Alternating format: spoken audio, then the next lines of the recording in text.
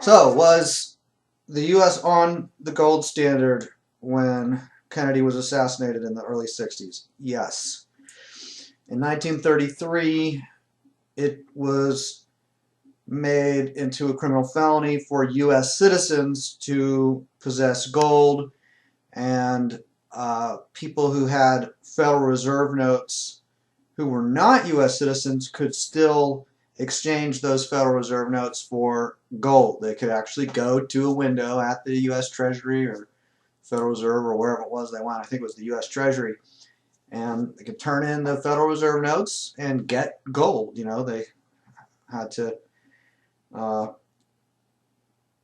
turn in a certain amount of reserve notes. You know, you couldn't bring in one and get gold. I don't know what the detail of how that worked was, but anyway, there was still conversion. You could still convert uh, people who were not U.S. citizens, foreigners, could still convert um, Federal Reserve notes to gold until 1971. That's when the U.S. went off the gold standard.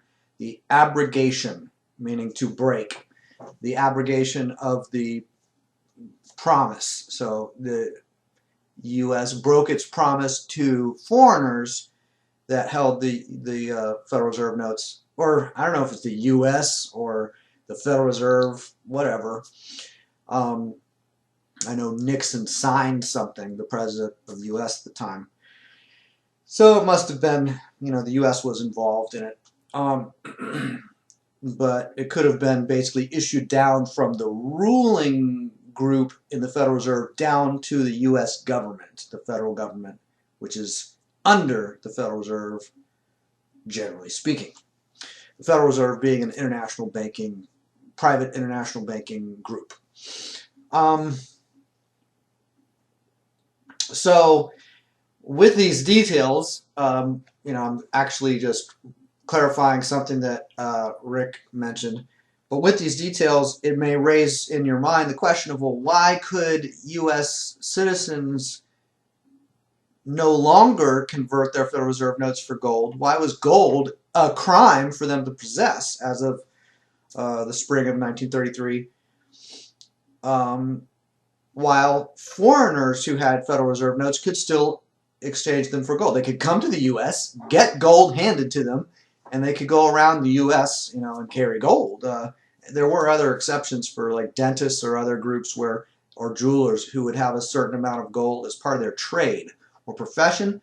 They were actually explicitly exempted from uh, the criminalization of gold up to a certain point. You know, they could have a certain amount of gold before they would also be subject to the same criminal penalties, which were 10 years in jail and a fine that's worth around $185,000 now. So people were charged and convicted and imprisoned and fined and so on, uh, mostly in the year of 1933 and maybe into 1934. Some of the trials carried over, but generally speaking, people didn't keep breaking that rule. It was a rule that was widely followed once the severity of the fine was imposed and enforced. Anyway, so why is it that foreigners could have gold and could exchange their Federal Reserve notes for gold, but U.S. citizens couldn't?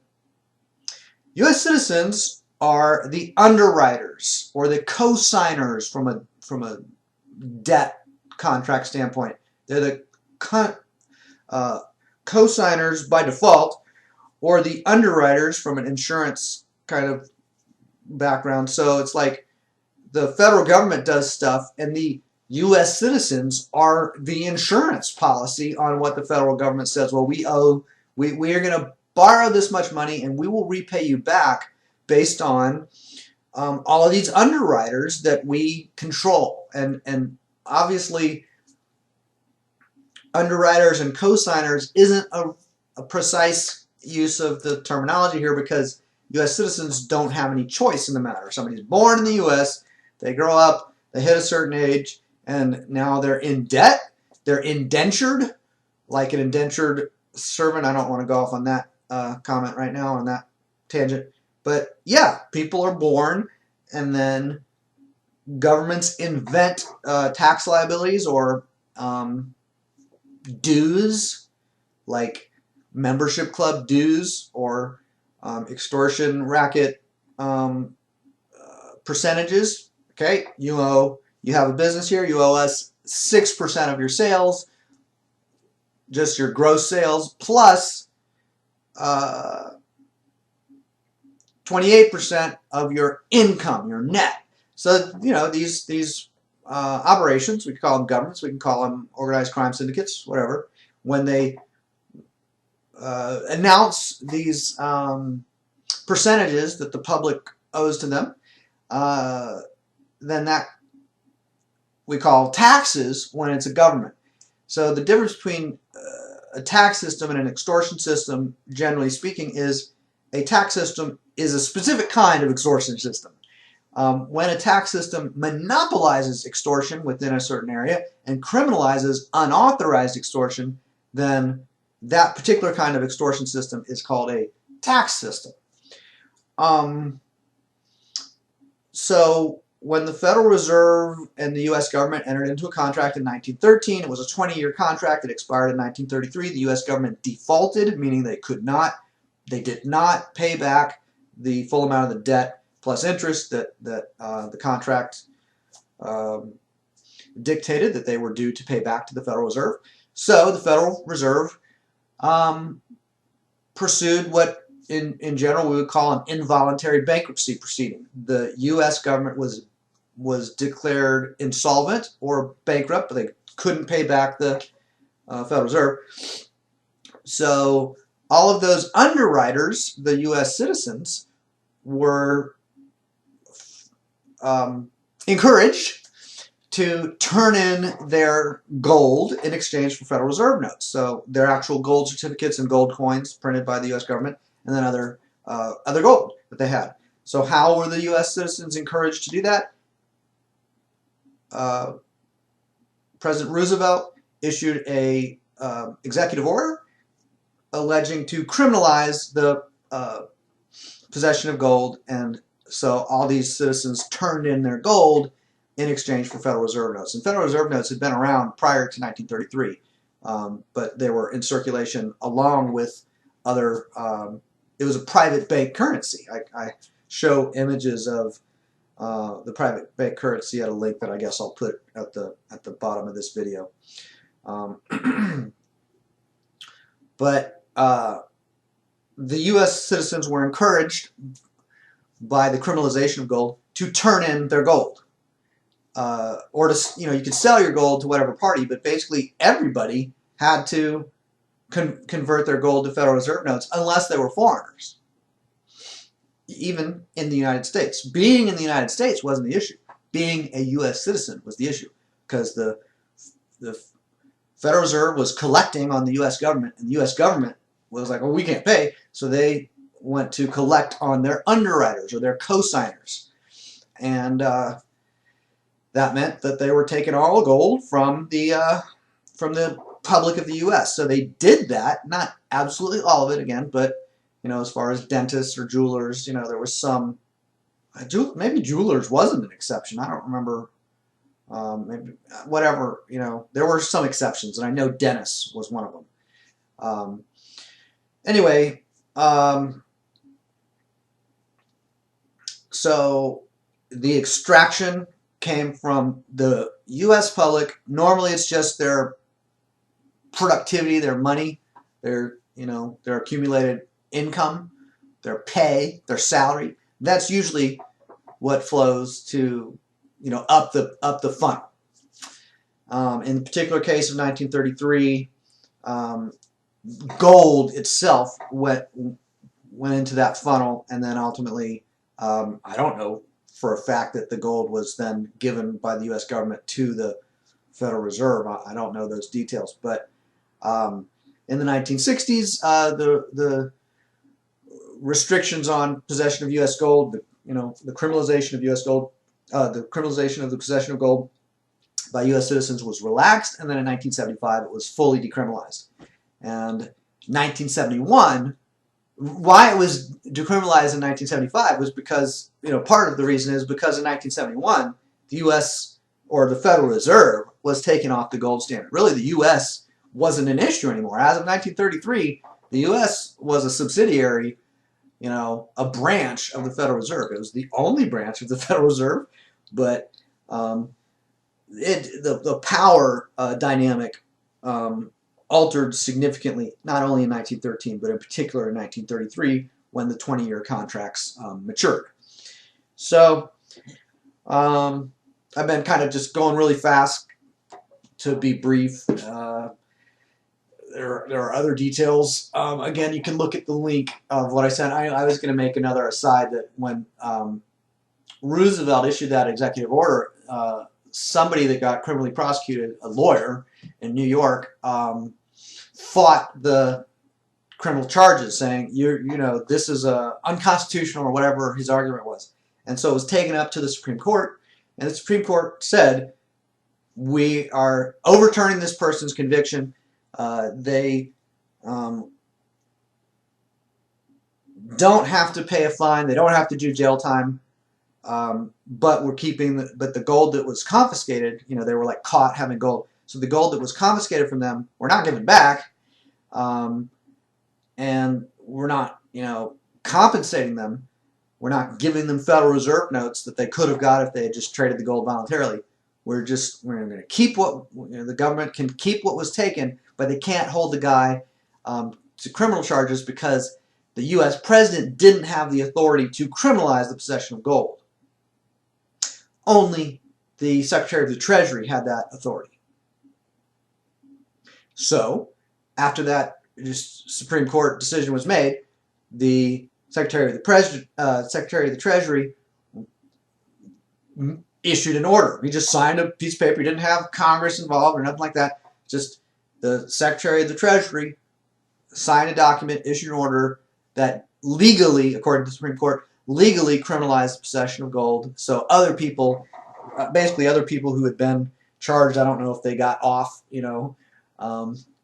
if their lawyers knew what to do and how to work that detail out and get them off or get their fine reimbursed or anything.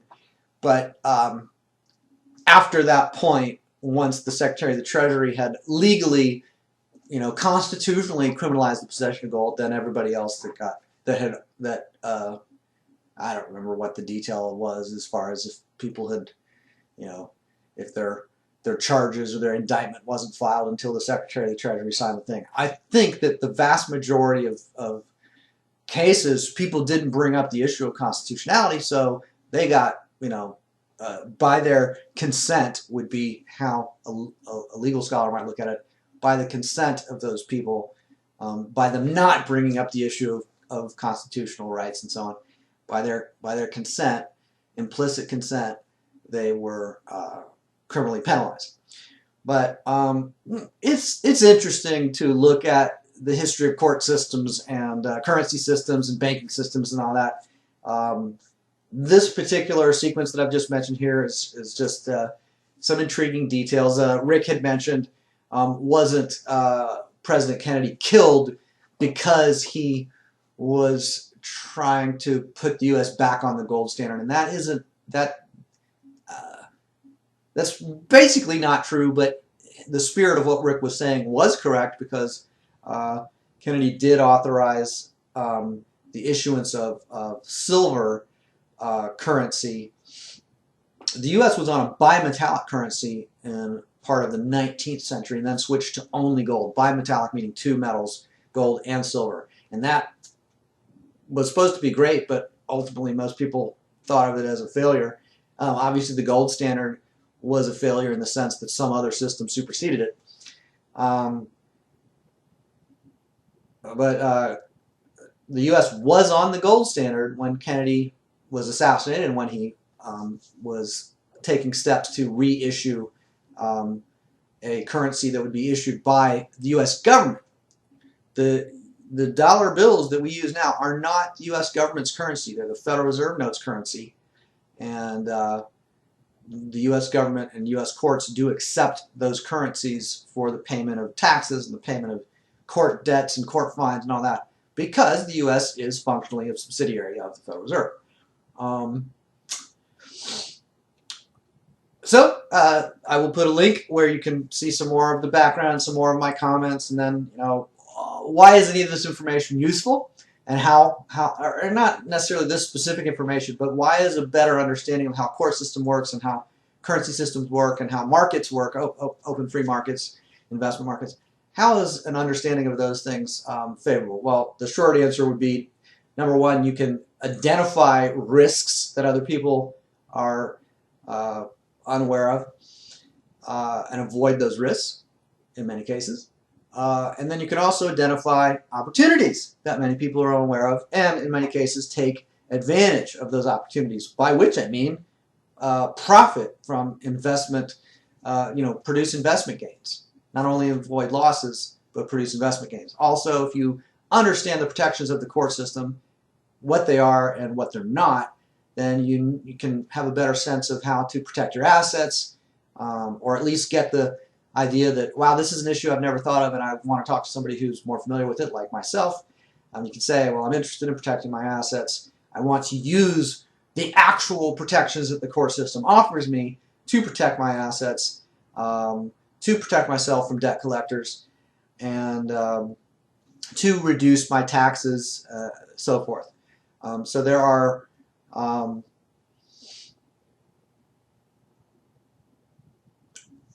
ways to set up your finances so that you can be tax exempt. You can use tax exempt shelters, just like the Rockefeller Foundation, the Ford Foundation, and the Kennedy Foundation, and so on. All those rich people, what they do to avoid taxes, the same kind of tax shelters they use.